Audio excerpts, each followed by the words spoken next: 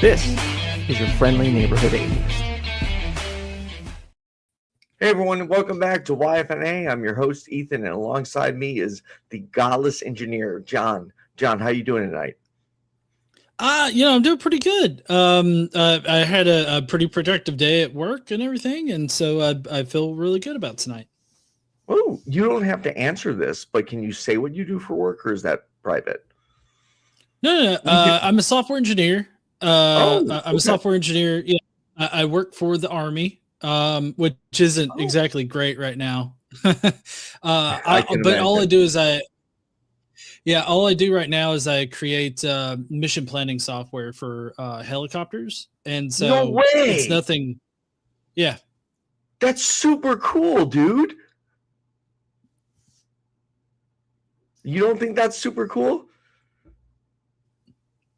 Oh no, the delay's back. A blank there for a second. Okay, can you hear me now? I think we should be. Maybe we were fine. Yeah. Test 1 2. Test Sorry, 1, 2. my test. Okay, all right. I think we're good now. Okay. Yeah. Sorry, my computer is just now freshly starting up, so it's got some programs that automatically start, and I got to kill them as soon as they pop up. But I think we should be fine. But yeah, so I write mission planning software for helicopters, and I've been doing that, for since right about COVID timeframe, like when we all went into lockdown. Oh, okay. I started working on that project. Previously, though, I had worked on like internal web tools for my particular organization within the government, which was the Software Engineering Directorate. And then before that, I worked on the Patriot missile system, which is a defensive missile system, not offensive. Oh, okay. That's pretty cool. Mm-hmm. So were you in the military, or are you just a military contractor? No, well, I'm a DoD civilian. So essentially I work, I'm a government employee. I work directly for the government. But I was never in the Army. I just work under the Army. Okay. Well, the topic today is artificial intelligence. Now, before we proceed with that topic, I think an important distinction to make, which I'm going to ask you to define if you don't mind, is the difference between, because a lot of people worry about AI, and you're more knowledgeable than me on this topic. I think it's scarier to be more fearful of AGI, artificial general intelligence, than it is AI. Are my fears misguided? And can you explain the difference between the two? Artificial general intelligence? So that is the next step of AI. That is where it is essentially human consciousness, for lack of a better word. Yeah. So, I mean, I guess the problem that I would have is I guess maybe treating the AI as if it were in some way conscious and not like, I guess needing to be put on guardrails. Have you ever? You've probably seen a few movies based on his book, but on books of his. But do you know Isaac Asimov?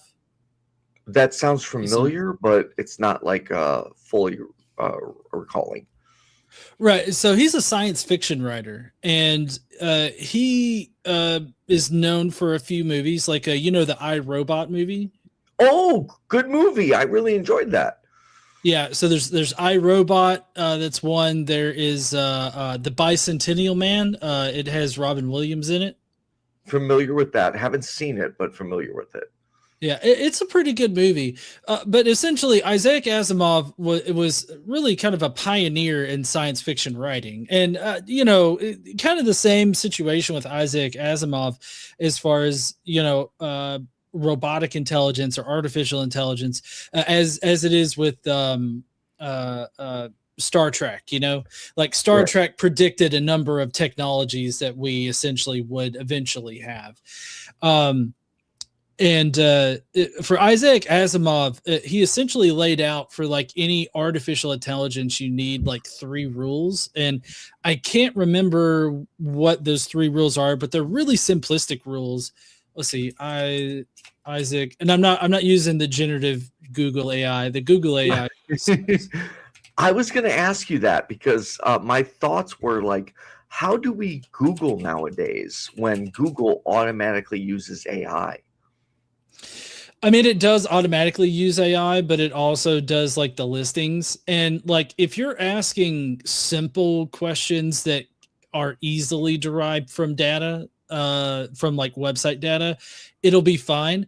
What you really can't do, especially through like Google's like search interface, is ask more complex questions. So it's really just a matter of the difference between mechanical and like truly interpretive or generative. But in any case, Isaac Asimov has 3 laws of robotics, which are foundational to the set of ethical guidelines introduced in his 1942 sci-fi short story Runaround. They dictate that a robot must not harm humans, must obey orders unless they violate the first rule, and must protect its own existence unless it conflicts with the first 2. So essentially, I think that we have to look at the AGI that you're talking about through that kind of lens. Okay. I mean, we have to set up guardrails for this. Otherwise, you know, if you're talking about creating an intelligence that can essentially easily surpass the intelligence of like human beings, or maybe not the intelligence, but I guess maybe the ability to control of humans in general. I think that we could run into sort of a Skynet sort of situation. Or, I mean, with how easily AI hallucinates now, I can't imagine it becoming perfect, which I think is one of the misconceptions that a lot of people have now, is this sort of illusion of perfection when it comes to these AI models. But I think that we need to keep it on guardrails, and we definitely need to keep some hard set rules as far as how AI is to operate.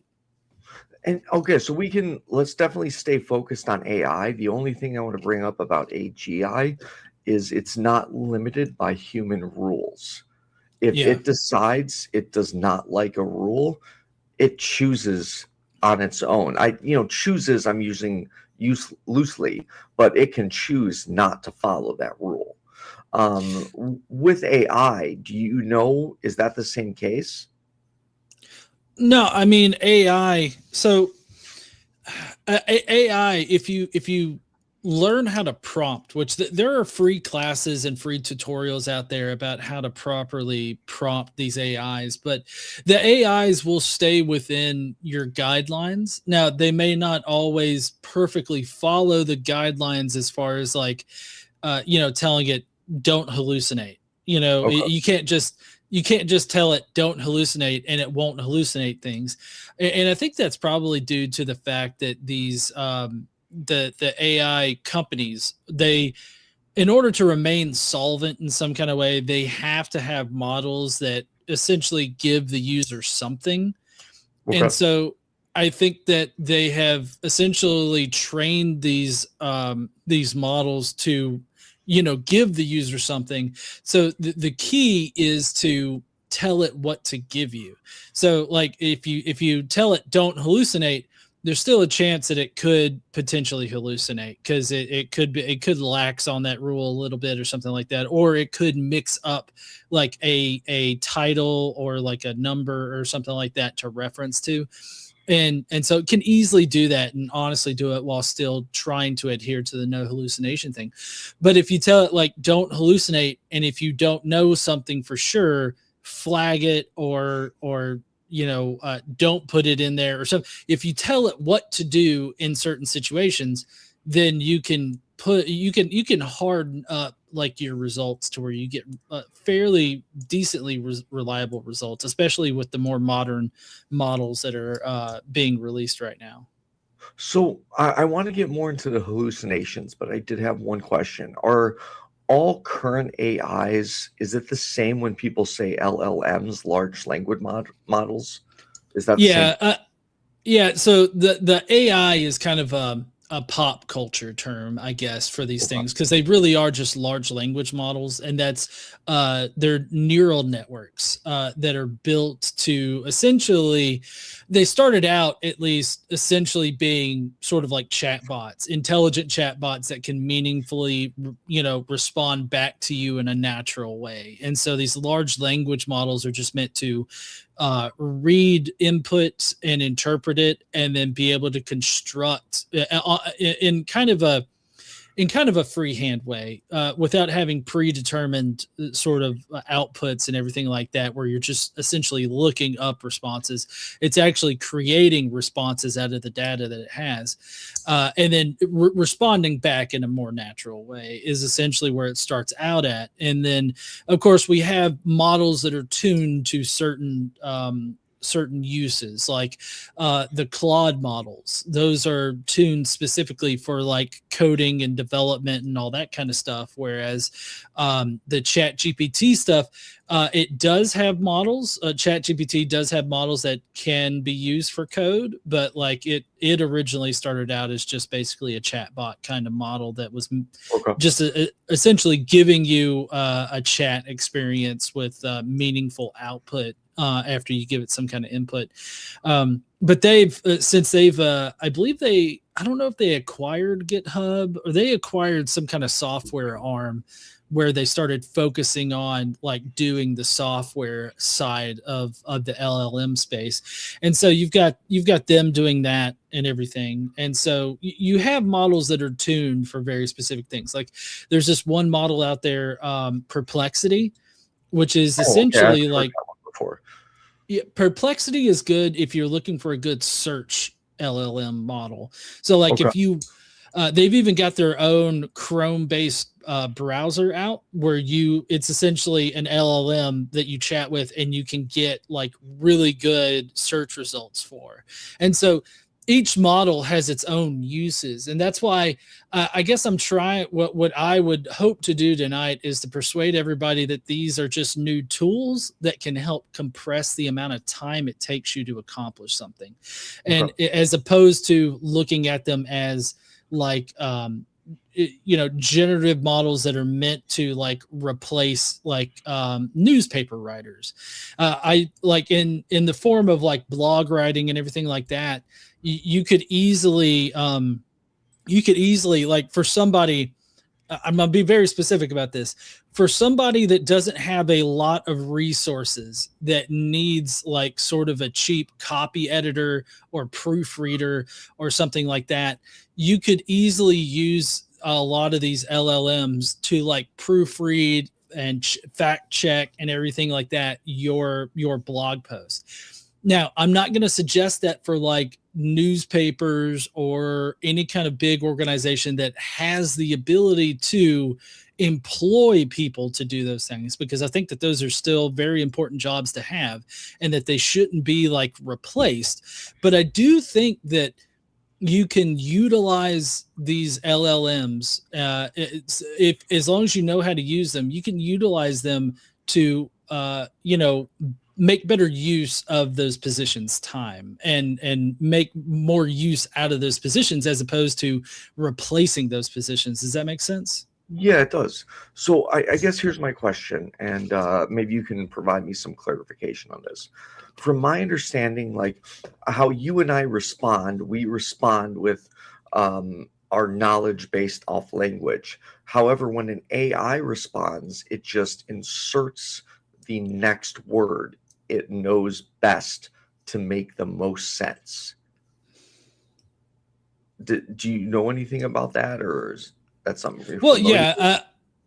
Well, I mean, essentially when they train these models, they train them to respond in certain ways. And so like you could even have the model. I've actually used models to analyze my own writing and create sort of a writing and like voice and tone profile so that, it can like, it can basically respond to me or write something up for me in my own tone of voice, to where then, you know, I still have to go in and edit and review it and everything like that. But like I can, if it's something that's like, you know, obviously I'm not going to use that kind of thing for like anything important at work or something. But like if I need to like sort of write up a quick response about something, or write up a quick like Facebook post where I want to be clear and concise, I'm having trouble being clear and concise, I can have it clean up like my language and be more clear so that my message is communicated accurately.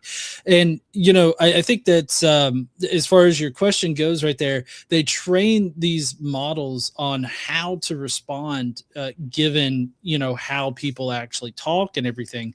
And so it essentially learns how to do it. So it's not actually thinking, and each model, it's not like it progressively learns it. As think of a model out there, any model that you use, as being sort of like frozen in time. So like Okay. if it's trained on a certain set of data, then that's the only data that it has. Now, there are ways around it to give these LLMs memory, but the way that they get around that to give them some kind of memory is to like basically write the information to a file, and then the LLM has to read it in every single time in order for it to know it. And like whenever you're talking to an LLM, like a Chat GPT or something like that, whenever you're doing that, it actually has to send the entire conversation back to the LLM so that it knows how to continue talking to you. So like there's no real, it doesn't really continuously learn in that kind of way. It's frozen in time. And so it basically learns how to speak whatever language, and it learns how to respond appropriately and all that kind of stuff. So it is something that's taught to it. It's trained on it, and it doesn't actively like, it doesn't process information like we do. Obviously, it knows like, oh, it needs to communicate this data, and it basically uses the data it's been trained on in order to construct a coherent response to it so that it seems natural. Okay. Are you familiar with I think it's, people in the audience, please don't quote me on this directly. I don't want to spread misinformation, but I'm pretty sure the name of it is Cloud Mythos, the AI that was too dangerous to release. Are you familiar with that? Well, I don't know about the cloud part, but I know that Mythos 5 was a Claude model that was specifically released for a certain educational institutions. And then there was Fable 5 that was released as like a toned down version of Mythos. And I think the thing that got jailbroke was they provided Fable 5, and somebody, I guess, was able to lift essentially the guardrails that toned Fable 5 down and essentially got them a Mythos model. And the Mythos model is supposed to be the stronger model that was only allowed to be used by a certain number of like educational institutions that were doing research. And so that was the concern there with the Fable 5 and Mythos thing. And you know, honestly, I haven't really messed around with the Fable 5 a lot. I know that some people say that it's pretty powerful and like it does a lot of good stuff, but it does consume what they call tokens in the LLMs. Yeah, what's that? Well, tokens are essentially, and I can explain some quirks that were seen in earlier models with this, but essentially, like the LLM doesn't read it like one letter at a time, right? Or even one word at a time. What it does is it has to break down the data into tokens, which are not necessarily, at the letter level or word level. The tokens are broken down into smaller portions than the text actually is. And then it uses that data in order to construct all of the response information, right? And so the tokens are not always weighed the same. So like for Claude, the Opus model consumes a certain amount of tokens, but the lower models, which are Sonnet and Haiku, Sonnet Sonnet uses like 5 times less the amount of tokens that Opus does. So like, let's say Opus works on like what's called a nibble. A nibble is like 4 bits of information. So the Sonnet would instead do like 5 nibbles or 20 bits, or however many. Let's say that'd be what, 2 bytes, 2.5 bytes. Say Sonnet does 2.5 bytes, and then Haiku would tokenize it in a larger fashion, right? The thing is that as you get bigger in token size, which I don't know if that's what the token sizes are, I was just using those as like examples. But essentially, the bigger the token size you get, the less precise the model can be. And so with Opus, you have a certain amount that is sent and processed, and that certain amount gives it the fidelity that the model has, right? And so that's why you have the Sonnet is a less precise model, and Haiku is even lesser precise. I don't know how to say that better. But yeah, that's essentially. I'm sorry. I know that I feel like I've gone off on a tangent. No, keep going. This is informative. Like, I want the audience to, so keep going as much as you want. I want the audience to hear everything you have to say about AI. So don't hold back. Well, and I know that a lot of people are worried about like power consumption and environmental use and everything like that. That was one of my questions. Yeah. Well, so what is shown in the data so far is that as they mature these models, the power consumption per compute, like compute cycle or per use per request, it is reducing. But the problem is that there's a bit of a known paradox for this kind of technology. They're getting better at using energy more efficiently so that we're not consuming that much natural resources like for cooling and all this other stuff. But at the same time, more people are starting to use the service, and so it's like we're getting more energy efficient with that, but at the same time more people are using it. And so it's kind of it's sort of a trade-off there. So you don't think it's using too much like water resources? Again, I'm ignorant on this topic, so Right. Well, no, yeah, and I mean, honestly, I think most people are they don't think to look into it. I mean, they hear the buzzwords and everything like that online about it. I think that I think the key to the resources thing, because they are using resources, but I feel like every new technology is going to use like resources, more resources in different ways. And it's definitely something that we have to pay attention to. Typically in the past, when we had a non-dipshitty government, we would curtail that with regulations. But the current SCOTUS as well as the current administration, they're essentially gutting the ability to actually impose regulations on things. And so that, I feel like, is the bigger thing, because we have already existing technologies like oil refineries as well as other industries out there that like we just saw with the iceberg lettuce situation. We're just not seeing regulations being enforced. And I think that the key to the environmental aspect for like data centers and everything like that would be like correct zoning, so that we're not placing data centers next to like neighborhoods and all this other stuff. Right. And I think that regulation on like how much energy can the data center use, or like how much water resources can they use, or something, just some kind of regulation that they need to like innovate in order to make sure that they can sustain whatever kind of data center they want to build. And so like, it is a concern, but I also think that there are plenty of other larger concerns that we definitely not need to focus on first, because we definitely need to focus on all of it at the same time. But there are more detrimental things. Like I know in Tennessee, there's this one town that was really upset over a data center going in. And on the one hand, I agree, where they were wanting to put the data center is not a good place. I think that they should rethink that. They should put it in a different place and everything.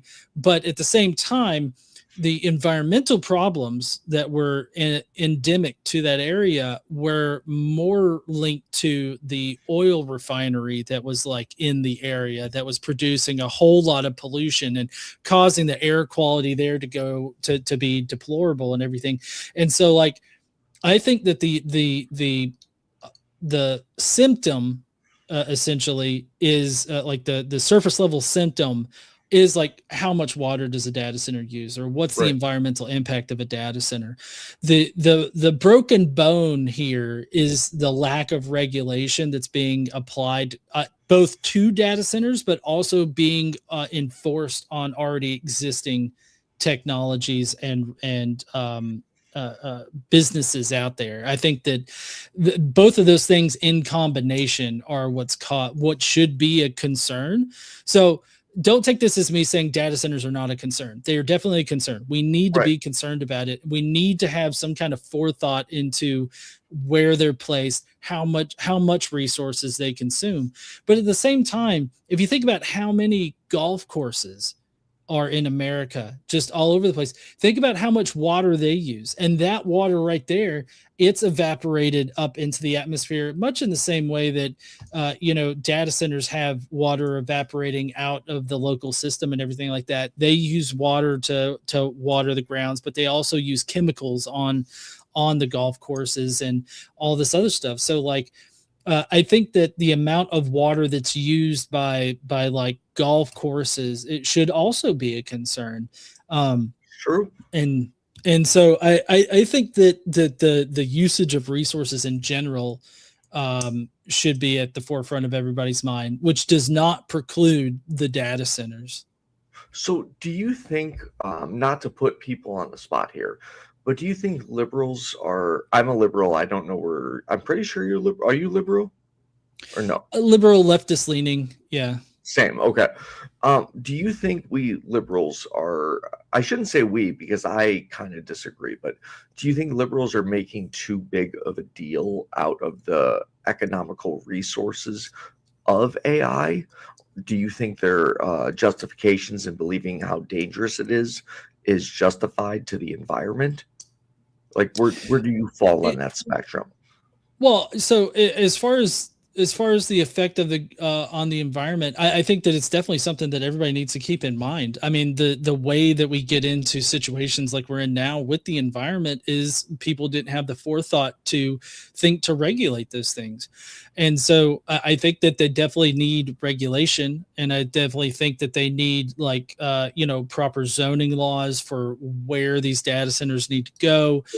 We don't need to overdevelop. We don't need to put like data centers on every single corner or every single county or anything like that. I think that there definitely needs to be measured control over it. And I think that is what a lot of people are concerned about, because like the town halls that you see and everything like that, those are people in those communities that are concerned with where the data centers are going in at. And I mean, I know that some people out there are concerned about data centers in general, but I mean, data centers have been around since the early 2000s. They have been in existence. They're just, the problem now is that they're starting to use too much power. And so I think that the issue is both the amount of data centers that are going up and the rate at which they are going up, but also our energy consumption just in general, in that respect, and ways of finding clean energy out there is not exactly being focused on by the current administration. They call it woke liberal shit to want renewable energy, and I think that if we were to properly regulate data centers and not just put them anywhere, properly zone them to places that where maybe not necessarily it won't have some kind of negative effect, because I feel like anytime you develop anything like that, there's going to be a negative effect on the environment. But I mean, I also feel like that's where the regulations come in. I think if we properly regulate and zone, I think that, we can at least have as minimal impact to the environment as feasibly possible. But we're not going to attain that when we have an administration that does not focus on regulation and does not focus on restraint and doesn't focus on the environment in general. And so I think that's why it's such a big issue right now, and it should be a big issue. I'm definitely not here to tell everybody that it's not a big issue. I'm here to say that, it's a symptom, but the larger issue there is on the back end, is the governance, is the government that's not regulating, the government that's not tapering off, the building of data centers and all this other stuff. I mean, I think that is the true problem there, but we definitely need to keep it in the forefront of our mind. What is the environmental aspect or impact of these data centers? Okay, so let me ask you this, just a few personal examples. I've used AI a few times. I've since cut back just because of my limited knowledge on how it impacts the environment. But I had AI analyze, ChatGPT specifically, analyze my channel versus another YouTuber's channel, and wanted all the data I could possible on it. With that being said, it said the other person's method of interacting changed more minds, but my method of interacting created more long-term critical thinkers. Do you think I did more harm than good by having it analyze all my videos and this other channel's videos?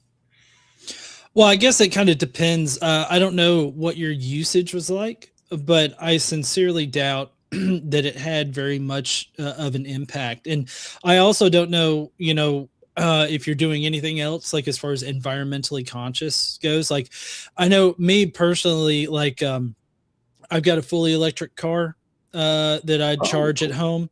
And, our power comes from the TVA, the Tennessee Valley Authority, which is powered by the nuclear plant that's here in North Alabama.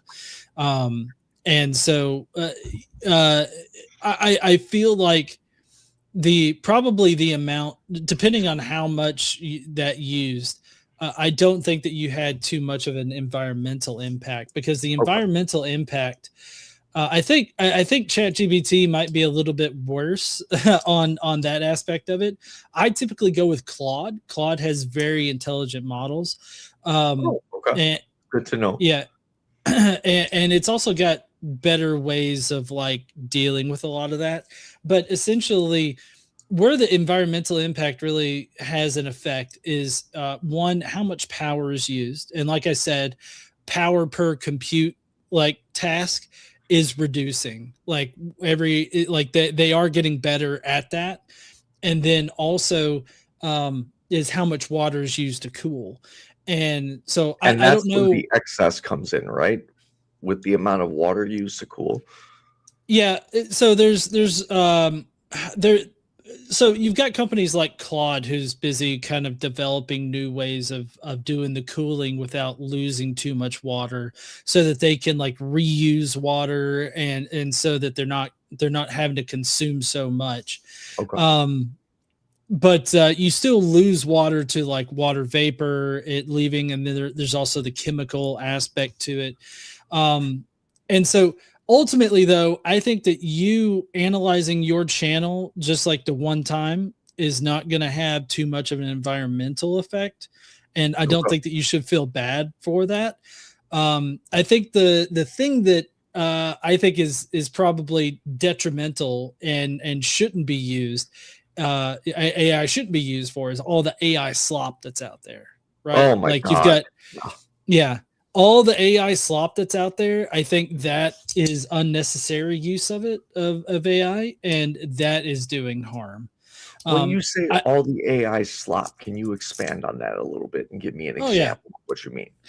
Well, I mean, it's like the the obviously AI videos that are out there that are just like shitty memes, or like they're done just to like make fun of somebody or something like that. Right. I think that those are probably bad uses of AI.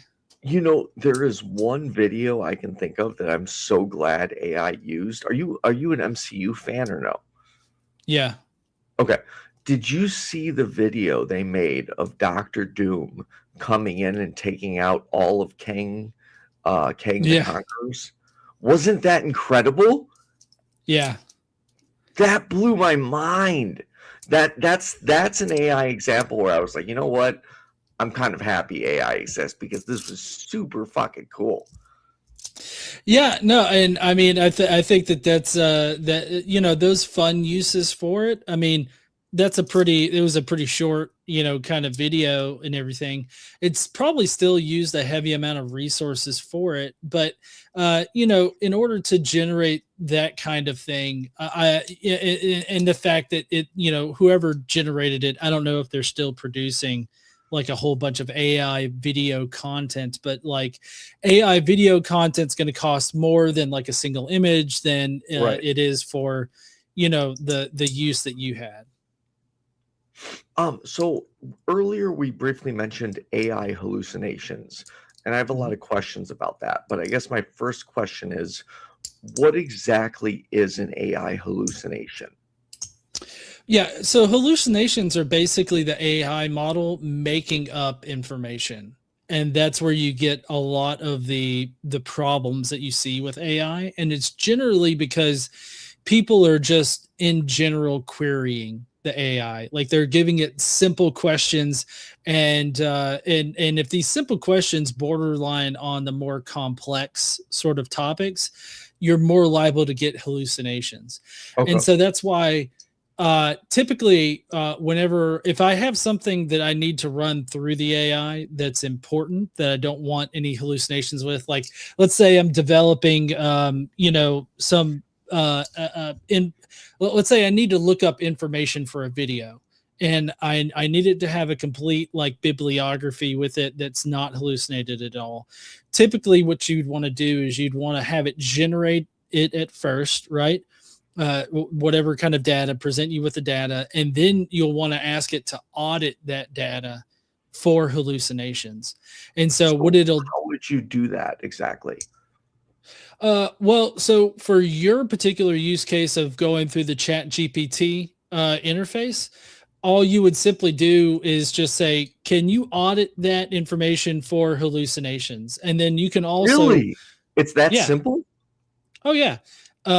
You can tell it to do that, and you can even be more specific. Like I suggest everybody, if you're querying these LLMs for like biblical information or information about the Bible or something like that, you want to make sure specifically to tell it to only use critical scholarship, right? Like that's a keyword, key phrase. If you tell it to only use critical scholarship and do not use any apologetic scholarship, it'll know what to weed out and what scholars to focus on in that area that are considered critical scholars.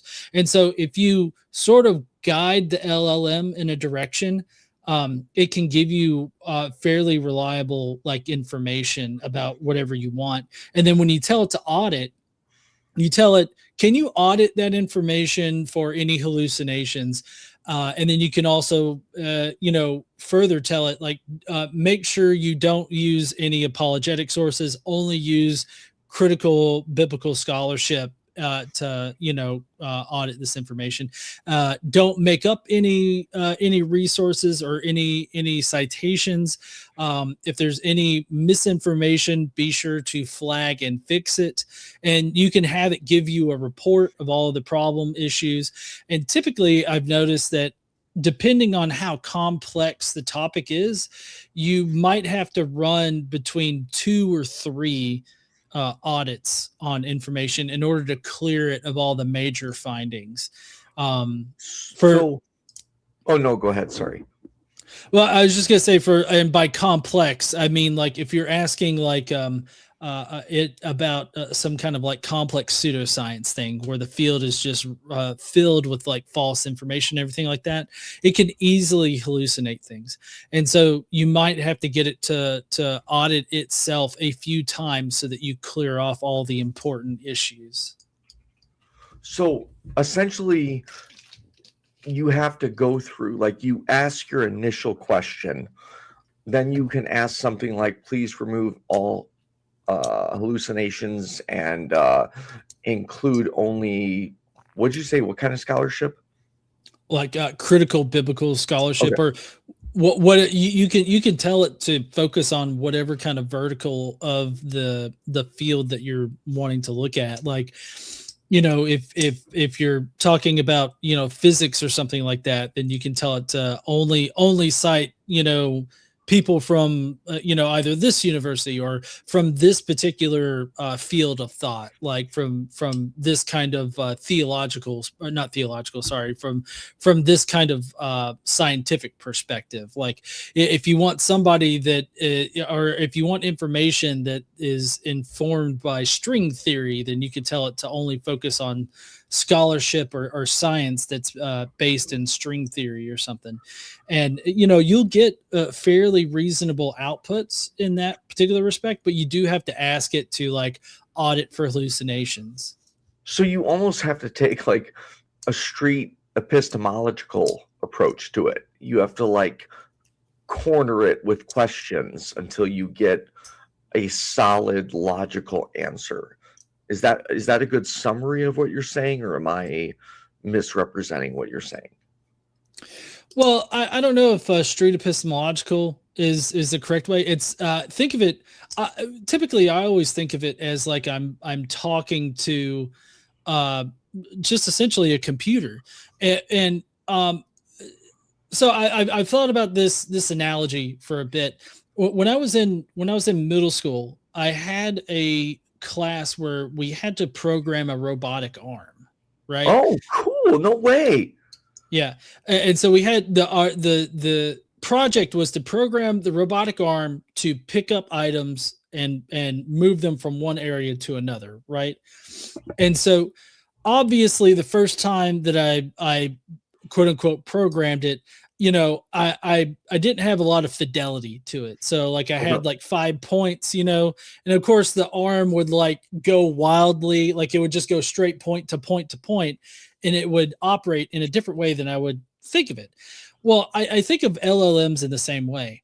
If you're lax in your prompting with it and you don't tell it specifically what you want or how to build what you want, then it can sometimes just go off and fill in the gaps with whatever it thinks might go there, as opposed to what should go there. And so that's why, like, well, one of the things that you can do is you can give it examples.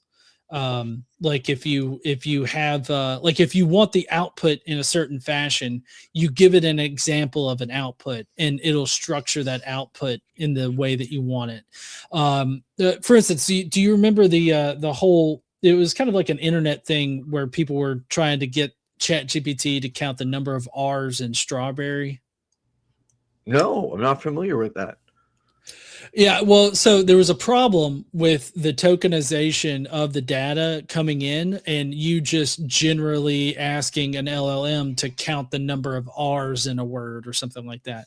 And so it wouldn't be able to count the words, but that was because of how the data was tokenized and read in, right? But the way around that is that you tell it how to count. You essentially inform it on how to count. So like you would say, Barry has 2 R's or something like that. You would essentially, you do the math like the long way with how many R's are in it and everything.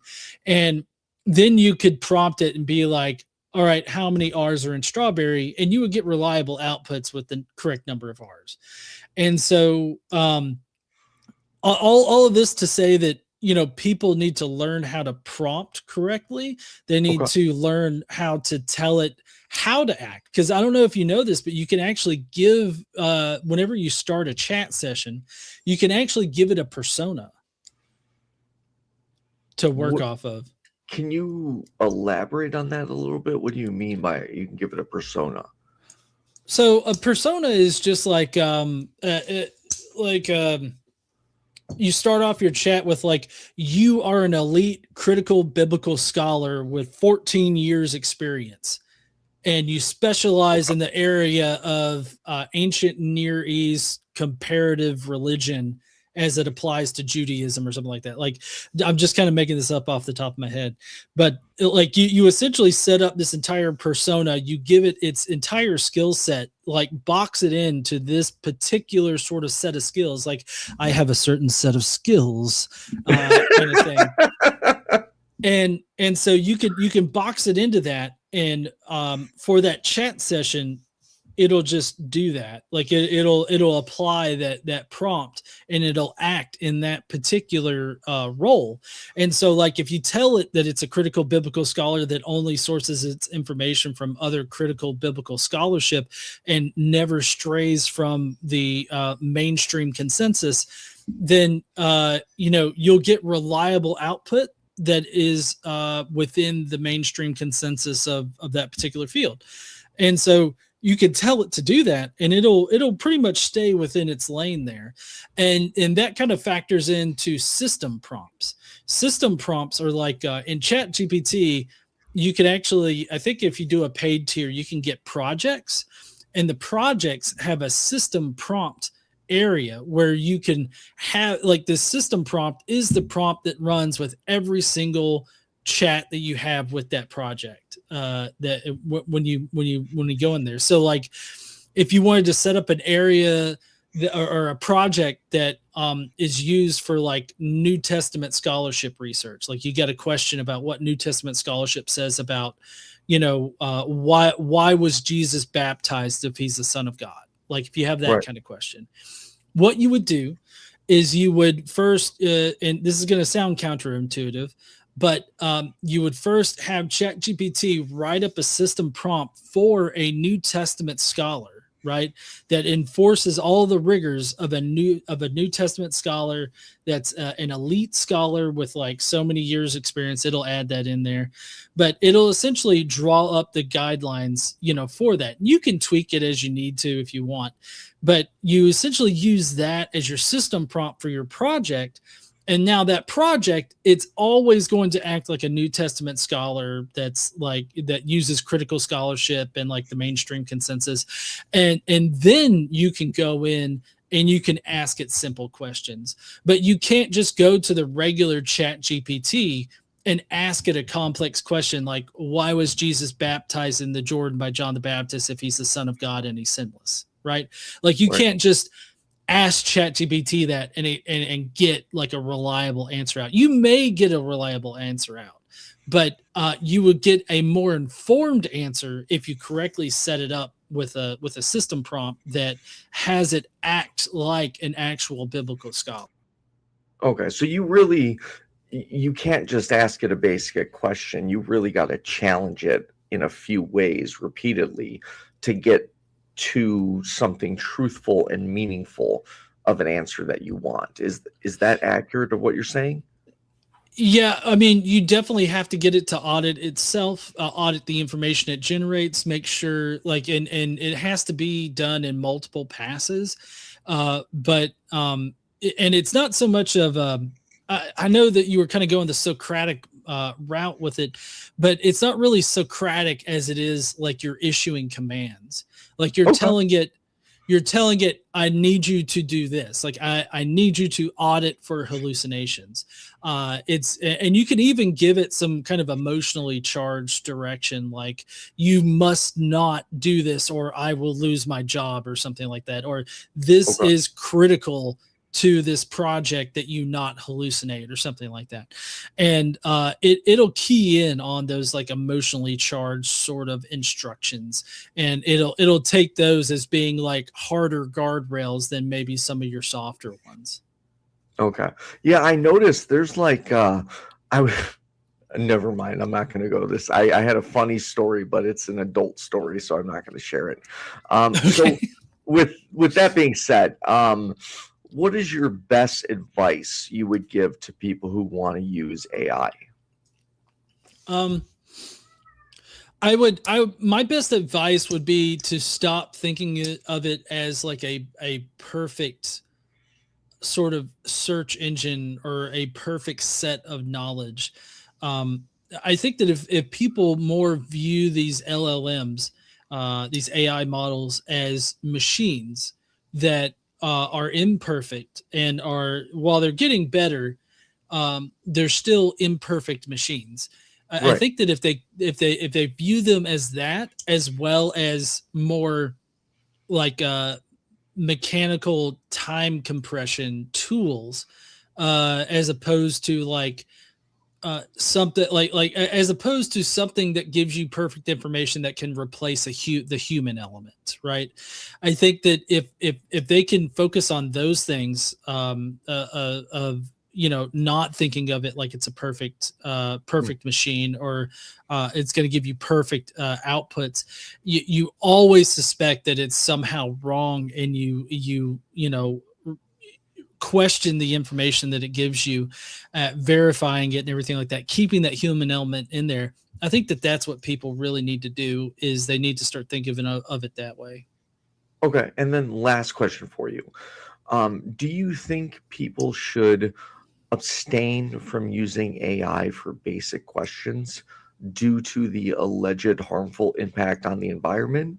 Like, for instance, just Googling something, Yahooing a quick question versus going directly into Chat GPT. Do you think it matters? Um, well, as far as Google goes, and the AI like overview kind of thing, I'm not exactly sure. Google's a big company, and so I don't know what their data centers, like the environmental impact of their data centers are. But my guess would be that, given Google's proclivity for wanting to, I guess, work for the consumer at least a little bit. No, I take that back. I don't know if Google actually does that, but the fact is that like the AI overview is just going to be there. That's something Right. that's going to be like just part of the search, And and there's no it way around it, is there? Not to my knowledge, unless maybe you can like install some kind of like plugin or something like that that might turn it off. But the fact is that they're going ahead and they're running their Gemini model, Right. regardless, kind of thing.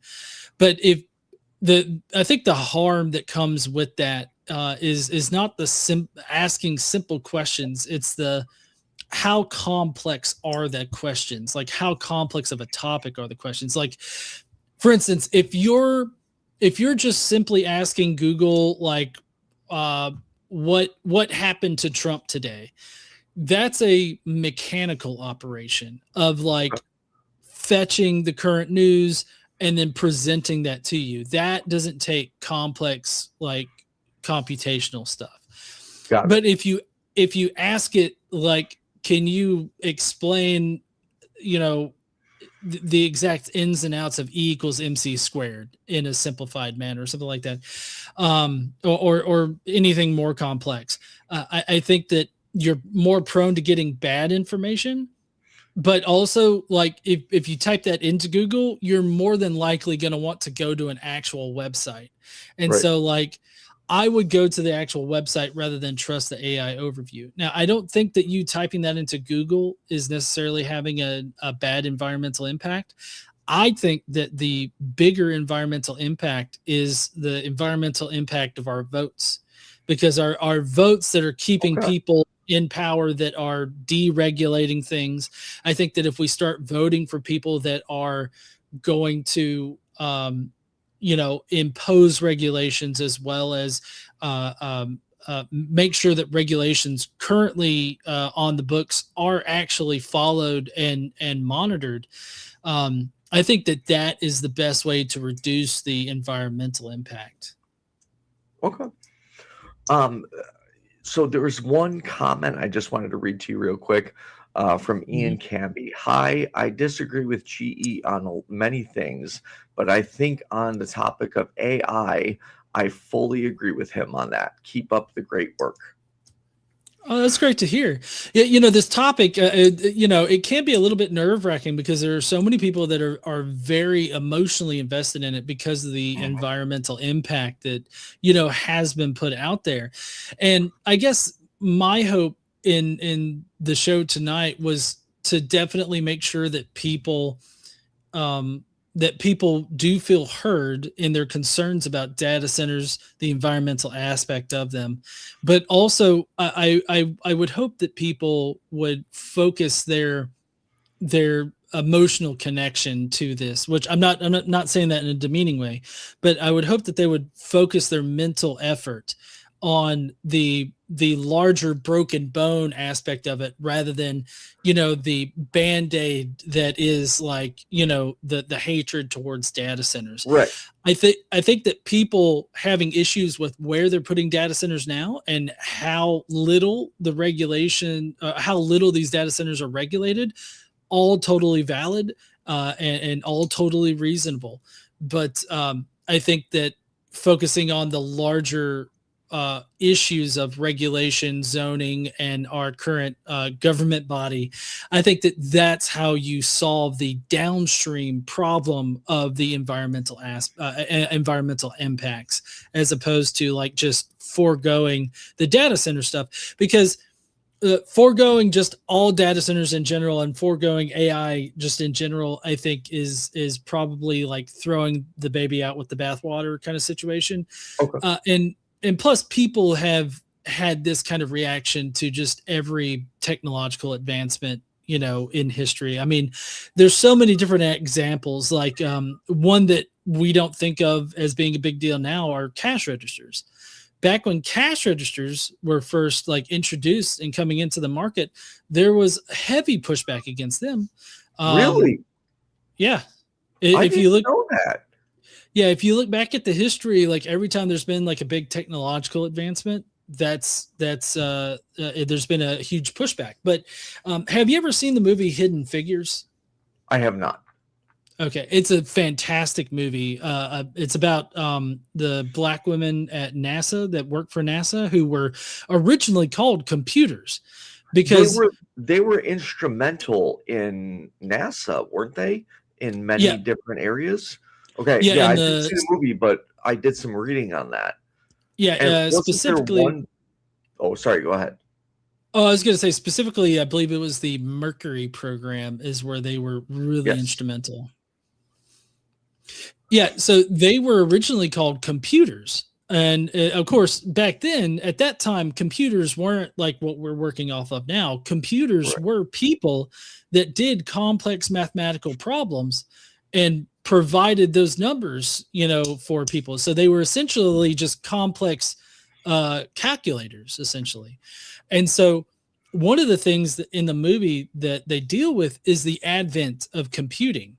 And one thing that I think that people should probably take away from that is that instead of just allowing the computers, like the analog computers, to come in and replace all of the computer women in those computer pools, what they did was they learned how to harness that new technology, and they became experts in that technology. They became experts in how to program those computers, so that they turned from being these computers that were doing these complex calculations to being software engineers. And so when they made that shift, they still retained their value. They didn't, they weren't facing being laid off or anything like that. And I think that people need to take the LLMs and the AI stuff now in the same light. But also, I think that employers, they don't need to see these LLMs as being able to replace humans.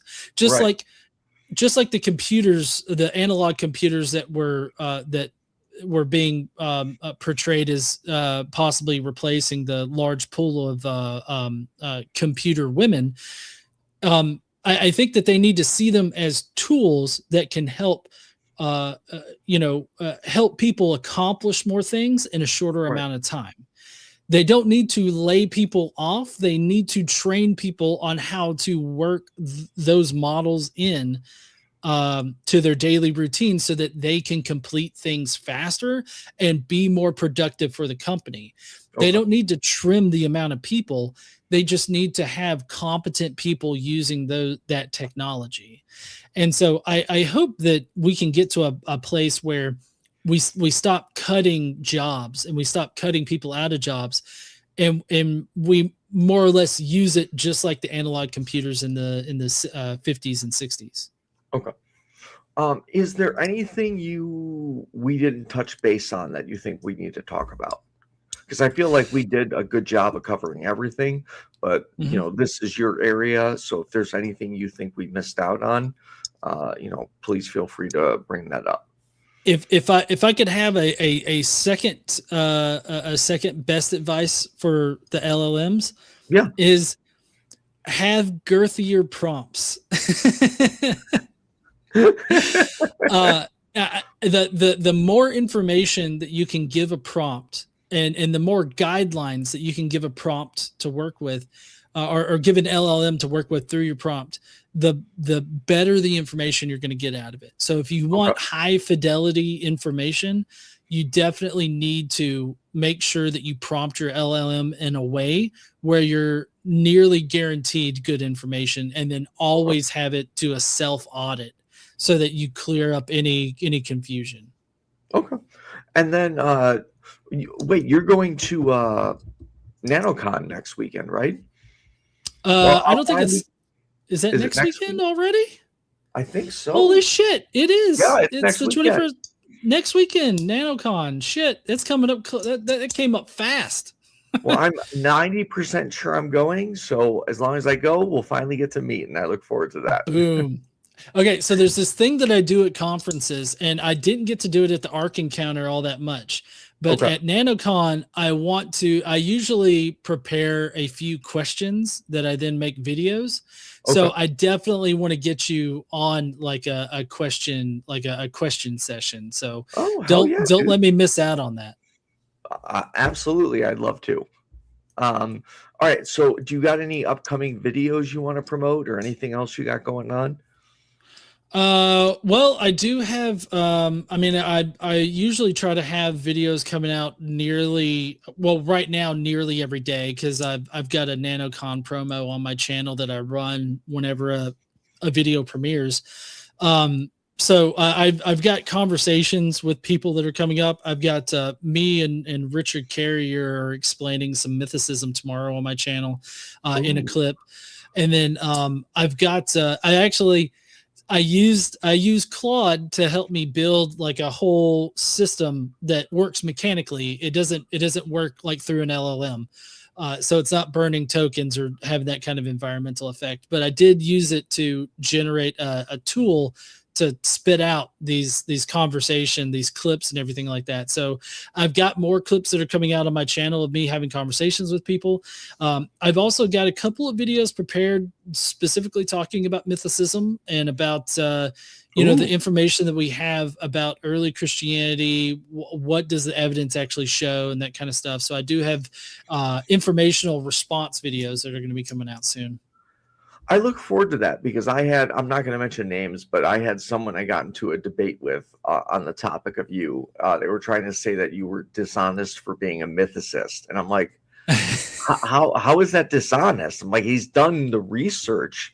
He cites sources. He's open about it. I'm like, that's not dishonest at all. So yeah, that's something I would love to talk to you more about, because I don't have the knowledge you do on this topic. I'm on the fence. I'm leaning more towards Jesus didn't exist. I'm open to the possibility that he did, but I don't think he did. And correct me if I'm wrong, but that's what mythicism is you don't believe Jesus was ever a real person. Is that correct? Yeah. So it's technically minimal mythicism is what I go by. And so minimal mythicism is essentially that Jesus was basically constructed out of the Old Testament scriptures, and the Jesus figure, the actual Savior figure, was already pre-existent, pre-constructed in Judaism before Christianity came about, and so like that's the origin of it, and so you don't need a physical Savior to be on Earth. Okay. Well, GE, if you could send me the links for your channel or any other links you want in the description of the video. Everyone, thanks for watching. Thank you to my patrons, especially Cindy Plaza. GE, don't disconnect, but thank you so much for jumping on and doing this topic. Yeah, no, thank you for having me on. I thoroughly enjoyed it. Awesome. All right. Good night, everyone.